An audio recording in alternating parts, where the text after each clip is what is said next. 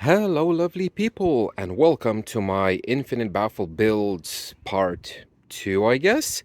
Today, we're gonna do something stupid and we're gonna try to glue in both of these baffles to the car.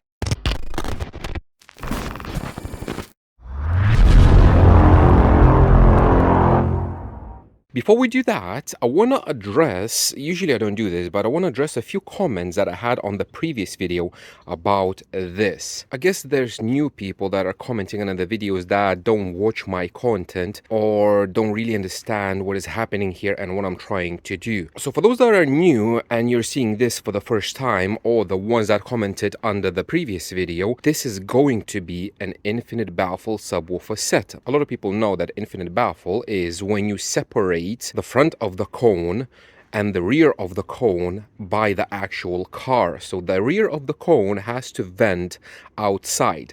A typical infinite baffle setup would be if you would have a subwoofer in the spare wheel well, you cut a massive hole and it would vent down into the floor. In the previous car that I had a manifold similar to this one, but like on this end towards the back, and I was venting it through the bumper into the back.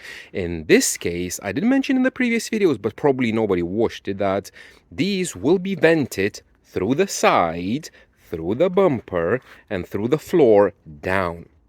So you can see now it is kind of looks like a sealed enclosure, and a lot of people as well commented, oh, this is not enough space for 18-inch subwoofer. Yes, because it's not going to be sealed. All of that over there will be cut. Eventually, when I'm going to sort out the baffles, this will be cut. The content is going to go into my Patreon because, again, when you're doing some cutty, there's a lot of backlash online. I don't want this to be kind of accessible to the public, only for my Patreons, or if you're gonna ask me. Another comment saying something about two subwoofers being opposite to each other, that they're gonna cancel each other out, or that's gonna be some com filtering happening. So if you go to online calculator and calculate wavelength depending on the frequency, you will find out that the lower the frequency, the longer the wavelength. Now this distance between two subwoofers is about 1 meter, maybe a bit less. So this distance corresponds to a wave that has a frequency of about 400 hertz. These subwoofers are not playing that high, and there cannot be any com filtering. These will be playing about 40 hertz and lower, and 40 hertz length of the wave is about, I think it's close to like 7 or 8 meters, I don't really remember. So it's like twice as long as this car. There's not going to be any com filtering happening. It's literally impossible for frequencies being so low, unless I would add, I don't know, 5 or 6 milliseconds of delay to one subwoofer, then there can be some cancellation. But from low frequency perspective, these two subwoofers, even if they are in different locations, in regards to the seating position, they are in the same place. In regards to both subwoofers playing into each other and cancelling out, I have no idea where this misconception comes from.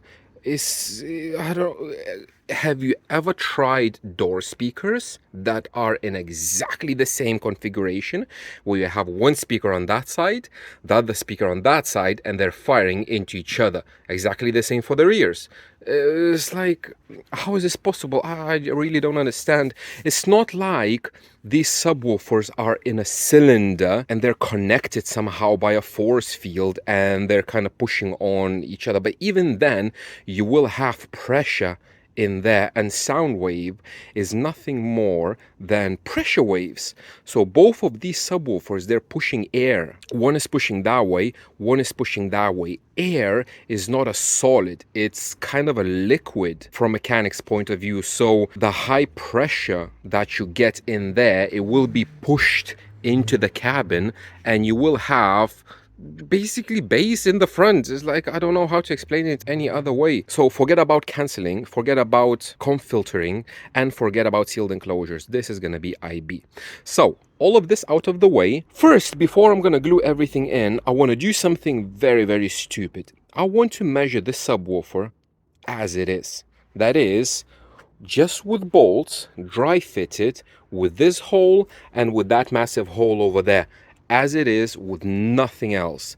And I will want to compare this when I'm gonna glue everything in, when everything is gonna be more solid, and then we're gonna measure again when we're gonna seal all the little gaps. And the other measurement is gonna be after I will cut the hole for infinite baffle.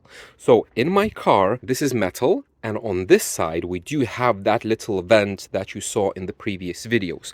So a lot of air will come out through that vent, even if we have these gaps over here. And basically by doing this, I want to see how a bad install, by bad install I mean leaving the gaps all over the place, how does it affect the frequency response and the impulse and everything else.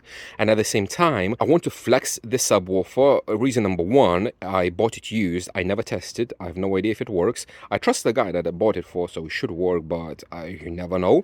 And secondly, I just want to see how it moves and how the baffle handles it, and if there's any, I don't know, unknown rattles to me that this subwoofer will kind of wake up. I know this light is not gonna like it, because even with the Alpine HDZ, what I had in there in the box, this was rattling quite a lot. So I think the lights are not gonna like it at all. So without any further ado, let me bring the amplifier, DAC, and a laptop, and let's very quickly measure as it is. When I put the subwoofer in, I did leave this cable that goes into the sub and it's connected, so I wanted to do that straight away. So let me hook everything up and let's see what it does. Okay, I have everything hooked up. Amplifier, DAC, REW, this one. We're gonna play a 10 hertz tone just on a couple of 100 watts probably, and it's alive, it's working.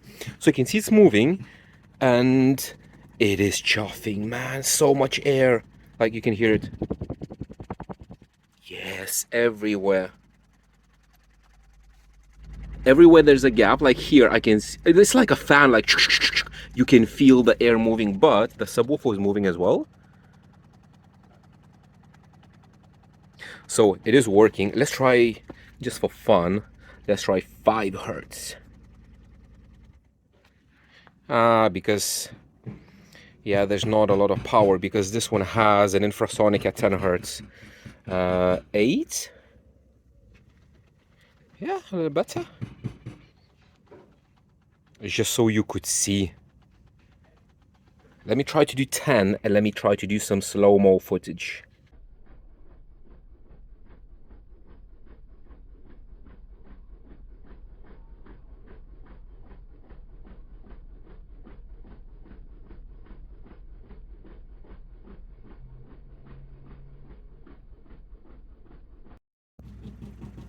Okay, that's 20.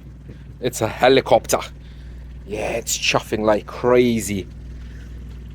Nice, but this baffle, like literally, I'm holding hand on the baffle. I cannot feel anything. There's no flex at all. It's 20. Let's try 30.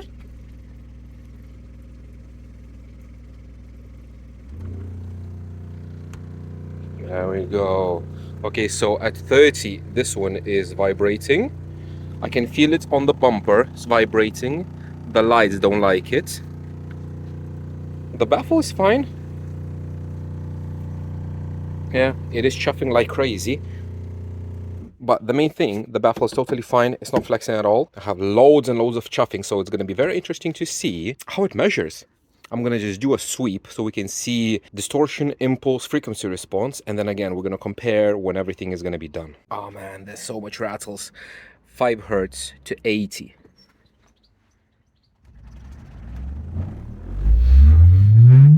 Yeah, but all the rattles are coming, I think, from the lights, and I think it might be this one as well. But it's not inside. Inside is dead quiet. Everything is rattling outside. So yeah, that's gonna be fun. Okay, I'm trying to take a measurement on low levels. So the microphone is there. I'm sitting in the back. But what's happening? I need to remove the shelf because look, that's on low level.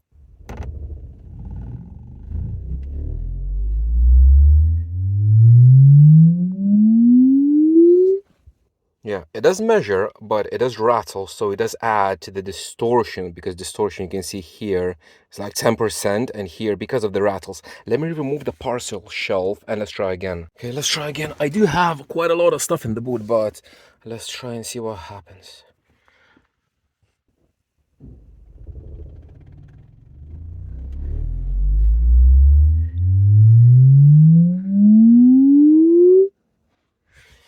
Yeah, definitely less rattles, but okay, so at 40, 38, 39, we have loads of distortion. What's happening at 39? Let's try.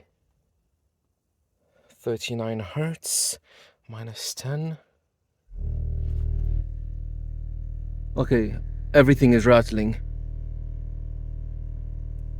Yeah, sheet metal, something is rattling. But in general, yeah, removing the parcel shelf didn't do much. But look, so this is a response. It is a bit zoomed in, but you can see that I have a response from about 10 hertz up to 35. And then we have a massive, massive dropout at exactly that 38, 39, where our distortion peaks, exactly the same frequency. If you remember, when I and freaking hot, freaking hot. If you remember when I and my little one did the deadening of the boot and we were chasing rattles at that 39, 40 hertz, it was the flap vent that was rattling and making noise and vibrating. This, I think, is exactly the same. I think that that rattle is caused, and this excessive distortion is caused by that vent, and now the vent is too small, so it does act as a port, and basically all the frequencies around that whatever is resonating, it's going outside rather than staying in the car. However, if you can see, even with this that I have now, with all the gaps and everything is kind of open. I still have a response from about 35 all the way down to 10 hertz. And then this going down is not the subwoofer, is the amplifier, because it has a 10 hertz high pass built in. But nice. I have a little dip at 25. Not sure if it's a sub location, but we will see. So these are my initial measurements on everything basically as bad as it can be. I do have the impulse as well. We will be able to compare if this impulse changes when the baffle is glued in with that adhesive. It should be a bit more sturdier, because if you remember, even with the front subwoofer when I did the testing, when the front subwoofer was like, when I held it in place with my feet, the impulse got better compared to when it was totally loose and just rambling around. So we will see if this improves. So yeah, I have my initial measurements. Should I do on high level? Let's try to do on a high level. Let's see how much distortion we get and how much it's gonna rattle. 0 dBFS. Okay, even now we have what, 110, 115 dB. So plus another 10 dB. Let's try and see. It's gonna be fun, fun, fun.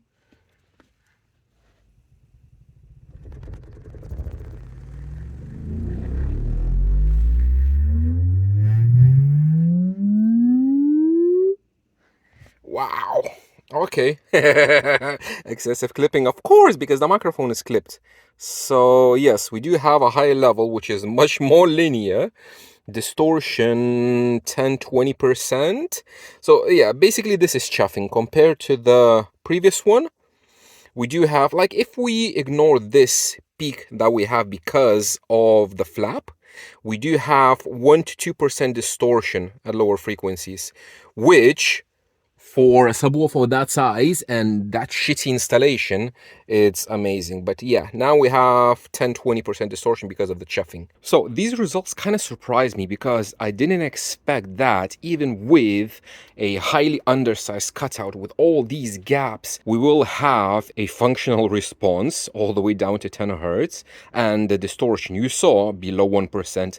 Now, if the baffle would be flimsy, if it would be flexing, or I don't know, whatever you want to call it, I think we would have much worse results. So now I'm gonna take these and I'm gonna start gluing everything around, because in the next upcoming days, tomorrow we will go camping again. So I will have to take out the subwoofer, and over those 2 days that we will be out camping, hopefully this is gonna dry out properly. And at the same time, I will test how much space I have, if I can fit all the camping equipment. So no more nails, let's do this. So I just published that graph on RTA in Cars and an Infinite Baffle Facebook group, and Andy Wenmeyer jumped in. If anybody doesn't know, he's the owner of Audio Frog, and he's like, yo, if you think that it's a resonance, do an impedance sweep. So let's very quickly just do an impedance sweep. And we will see if we're gonna have any kind of blip at that 80 hertz or so. Let's remove the phase. Okay, so this is a single 2 ohm sub, and yes, indeed, we do have some blips. So we do have blip at above 100. This is 600 something, and here, let me zoom in so we can see a little bit better. Yes, indeed. So we do have a blip at 44. And it's blippiness all over the place. So this range where we do have that dip in the frequency response, this is a resonance caused by that flap. Thank you, Andy. Before I'm gonna start to glue everything on, what I want is this adhesive to go directly onto the bare metal. So what I need to do, like here you can see, is deadener. So I just need to make a slit with a knife and just remove a little strip of deadener so that there will be bare metal, and then put a bead of that adhesive on bare metal, because if I'm gonna put everything on deadener, it's not gonna stick as good. Okay, it's getting really dark, but I just want to show you. So see all the way around. If I'm gonna remove it very quick, there we go. Aye, come on, come out. So I removed all the deadener wherever the manifold touches, and here I'm gonna put a big bead of that adhesive all the way there, and these L brackets as well. I'm gonna glue them in, and I need to put some adhesive here on the top so it would bond with this metal over there. I'm not gonna film it because, to be honest, like time lapse in the dark, and because it's very hot, I'm naked and I don't want to show that. There we go, put it in. I have a few bolts in all the way around. You can see there's a squeeze out as well, and I'm just gonna go through all of these. I'm gonna basically remove them, put some adhesive, and then put this one on top, and then hopefully adhesive is gonna go inside a thread and is gonna act like a thread locker, so the bolt is not gonna come out, and for the screw exactly the same. There we go. It's close to 11 at night. Everybody's sleeping, and I'm doing this because if tomorrow we're gonna go camping, this needs to be finished because it needs to dry out. I know it doesn't look very nice, but I'm not aiming for pretty looks, I'm aiming for functionality. When this is gonna dry out, it's gonna be rock solid. So I went with this all over the place, sealed all the gaps and everything.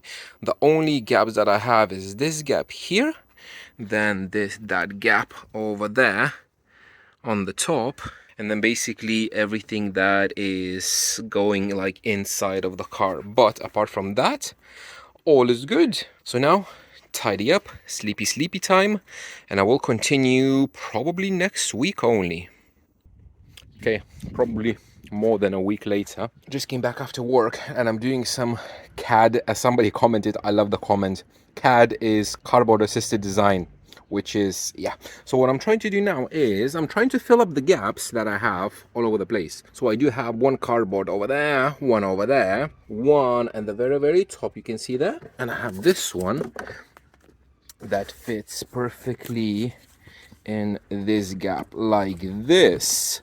So I have everything from cardboard. I'm gonna cut everything from wood, and I'm gonna glue that wood in, and all the smaller gaps, like one over there, like a gap over there, I'm gonna fill with expanding foam. But the vast majority of the biggest gaps will be filled with wood and with glue. So this is gonna be one side, and that is gonna be the other side, and after that we can start cutty. There we go, something like this. So that is sealed off. the top is sealed off. I didn't glue it in yet. This is sealed off. I will need to push it a bit further because you can see it's sticking out. It doesn't hold. If I'm gonna do it like I want to, it's gonna fall off like that. And this last one goes here just like that. So now I just need to glue everything in. As my little one would say, yucky.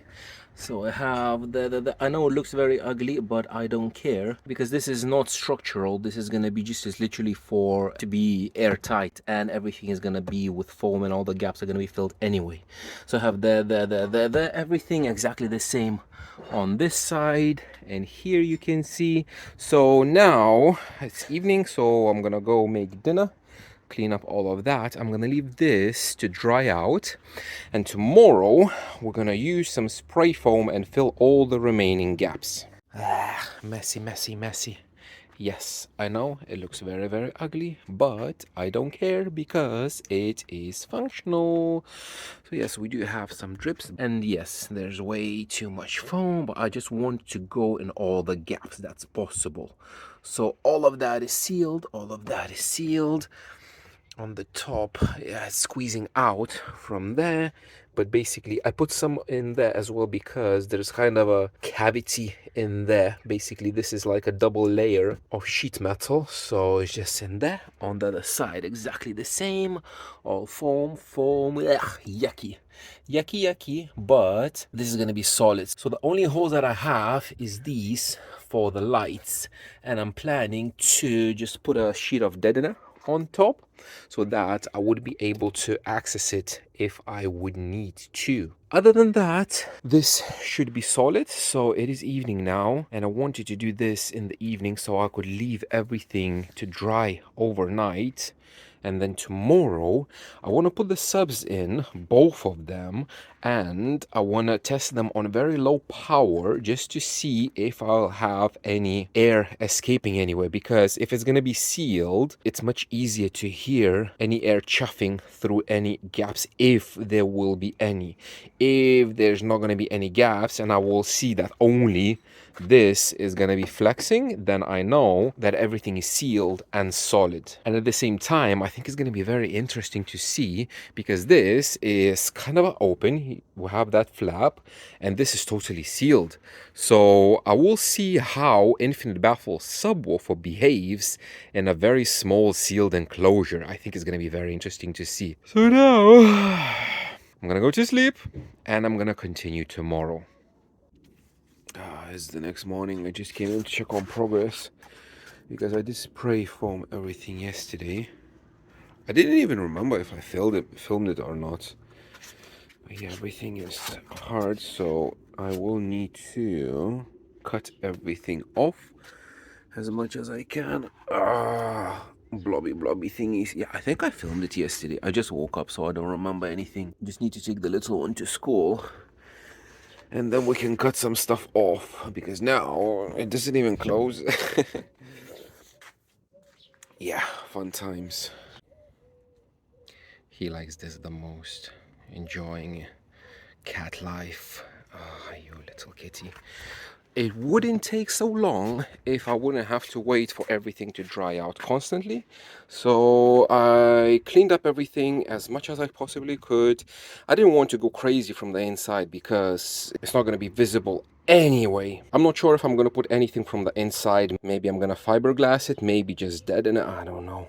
So all the foam is there. I just used caulk, whatever you want to call it, just to fill in all the little gappies, like over there. I know it looks ugly, and I really don't care. So it should be airtight. I found a little gap here at the very top where it comes out here, so I just put some chalk, I don't know. And now again, I'm gonna play the waiting game until it's gonna dry out, because if I'm gonna put the subwoofer now and I'm gonna start playing it, it's just gonna blow everything out anyway. But I think this is done for the ceiling. How long does this take to dry out? Within 20 minutes, so it should dry out in a couple of hours, I would imagine. So I'm gonna wait a couple of hours, and then I'm gonna try to put the subs in, and we'll compare it with the previous measurement, if you remember, with all the gaps and everything open.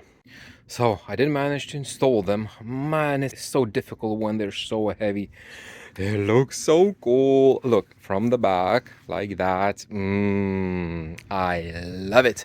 I just installed them just for the look. So, if you remember, this is sealed. This has a hole that's going outside. Now, first thing, I took the impedance measurements. And this is basically what we have. So this one was the one that I took previously, and we saw this little blip at about 44 hertz and all the other ones. And now I got this. So the level dropped, the impedance dropped because of the calibration. I think I didn't calibrate properly before, and now everything is calibrated, and we do have 1.7 ohms nominal load. And we do have much more of these blips. So for example, if we ignore the difference in resistance, if we can imagine that they're the same, we have both of these blips and both of these blips in kind of the same place, because these subwoofers they're not identical, but they're the same. Now these blips, you can see they are in a different place now, and they're much more pronounced now compared to what we had before. I would imagine because now it's resonating more, that flap, because the only air that can escapes from the flap, and not, like for example here, it doesn't go into the sides, it doesn't come out, it doesn't go anywhere. All the air is going only through that flap, and that flap looks like it's resonating something about 80 to 100 hertz probably, or maybe here, maybe 52, I don't know, but something is happening here. Now on the other side, which is the left side, which is this sealed, so this acts infinite baffle subwoofer in a small sealed enclosure, and the impedance graph is this. So if I'm going to remove this, yeah, we do have, again, same ohm load. We do have these two blips kind of in the same place. It might be that I swapped the subwoofers. I don't remember which I put where. Yeah, probably this is, I just swapped subwoofer sides, but it doesn't matter. So this is the difference between infinite baffle, where we have our resonant frequency at 21, close to Fs, and this is infinite baffle subwoofer in a sealed enclosure, where we have our resonant frequency peaking at 47 hertz. This would be your like FB. And if I'm going to remove this one, yeah, we kind of do have these resonances here. Maybe it has to do something with the actual cavity itself, maybe the cavity resonating. We're going to try to see from the frequency response measurements. But yeah, this is the impedance graph. So now, unfortunately, I cannot continue because it's 3 o'clock. I need to go pick up the little one from school. But after I'm done with her, we're gonna go to gymnastics, all the daddy duties and everything. In the evening, I will sit and we're gonna measure the frequency response. Again, I'm gonna put the amplifier there just to see what is the difference between left and right, and what is the difference between kind of undersized IB and small sealed for infinite baffle subwoofer. I did the measurements. I'm gonna show you. What I'm showing you now is I'm playing this one, and this one you can see at the same power that one was moving like crazy. This one is barely moving just because it's in sealed enclosure. There is one chuffing area somewhere here. It goes, I can feel air coming here. This one through here. Yeah, there is a little bit escaping here because it goes in there, and somewhere that I think is going to be on the top as well. So we'll need to seal that one. What I want to show you actually is how that one behaves with an undersized opening, and then I'm going to show you the measurements. There we go. This one is at the same power, exactly the same 10 hertz. And you can hear the flappy. So let me show you something very cool. If we're gonna go to 25, let's say, and I'm gonna go full tilt,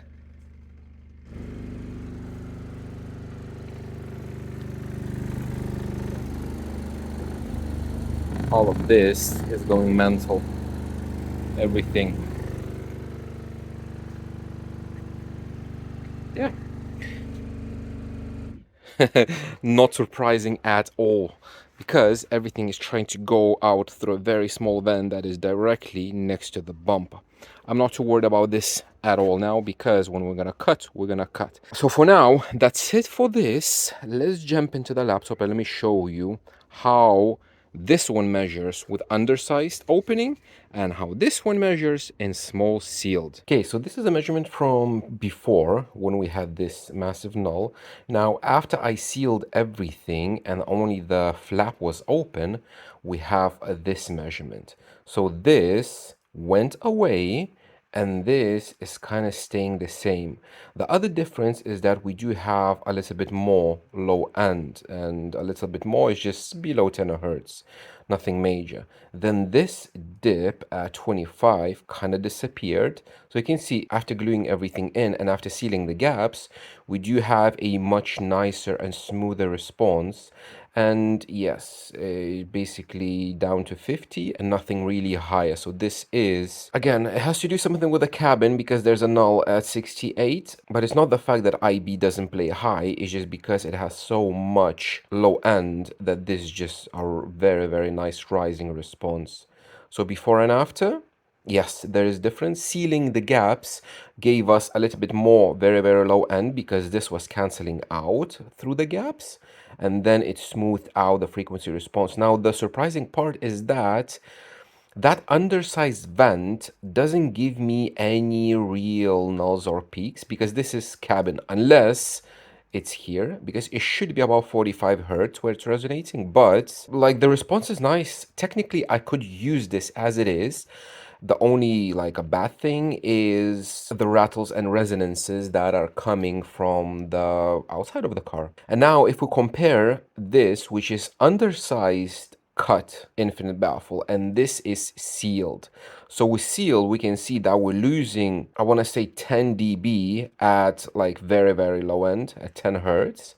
And then the enclosure, because it is an enclosure, it has an FB and it is speaking at about 40 hertz. So if we're going to have a look at this as it is, it looks like a more linear, more flatter response. We do have exactly the same null here at 65 or so. It's difficult to say where it is on this response, but easy to pinpoint out on this one. So the null, this null at between 60 and 70 is caused by the cabin because it is present in both subwoofers. But this is how an infinite baffle subwoofer behaves in a small sealed enclosure. It does speak, and the low end kind of goes a bit lower. So technically, it does play higher, and you could make a target from about like 35 hertz just like that to cut off the top end. And if you don't care about this, technically it could work. I'm not sure about the longevity of these subwoofers being in seal because the suspension should handle, but on high power, I don't know. But basically, you're losing the bottom end. So this is the difference between kinda IB and sealed, and the results are as expected. Now, very quickly, let's have a look at the impulse. This was the impulse with just a few bolts and with all the gaps and everything. After sealing everything, we have this response improved quite a lot. We can see that these all jaggedness goes away, and we have a smaller peak here, and smaller peak here. So if we have a look at as it is, the response is much, much nicer compared to when everything was just loose. And in sealed, the impulse is even better. It's much, much shorter. You can see it ends about 40 milliseconds, where in IB it goes all the way up to 90, so more than twice as long. So in sealed, we do have indeed a much shorter impulse. Now it's going to be very interesting to see how this NIB will behave with the proper cutout, and if the bigger cutout will reduce this impulse, will make it shorter or not. But sealed compared to IB, kinda IB, the impulse difference is huge. The other thing is a distortion. For some reason, before that, we had very low distortion and just this peak where the flap was resonating. And I was imagining that the resonance from the flap was coming through the gaps and the microphone was able to pick it up. But now, that went away. However, we do have a massive distortion, about 15% at 20 hertz and at higher frequencies as well. And we do have opposite situation at the other side where the enclosure is sealed. So for sealed enclosure, it's at about 40 distortion. It goes very high. Now, why that is? I would imagine because now with the undersized enclosure, there is quite a lot of pressure in there and it just resonates and vibrates all the panels, because you saw the video when I previously shown what's happening playing 25 hertz, which is like here, where the bumper is just going mental and crazy. And I would imagine some of that is being either transferred back into the cone or is somehow being picked up by the microphone. But when everything was open, we didn't have that because the air was escaping. So from frequency response point of view, we're getting a little bit less energy. However, the cone was not obstructed. It was moving very freely. Whereas now, with the undersized cut and no gaps, the air movement is being obstructed. And I would imagine that's why we have these peaks in distortion. So again, it's going to be very interesting to see how this distortion behaves when we're going to open the opening to the proper size, and if it will decrease or it's something to do with the install, not sure. But yeah, this was fun.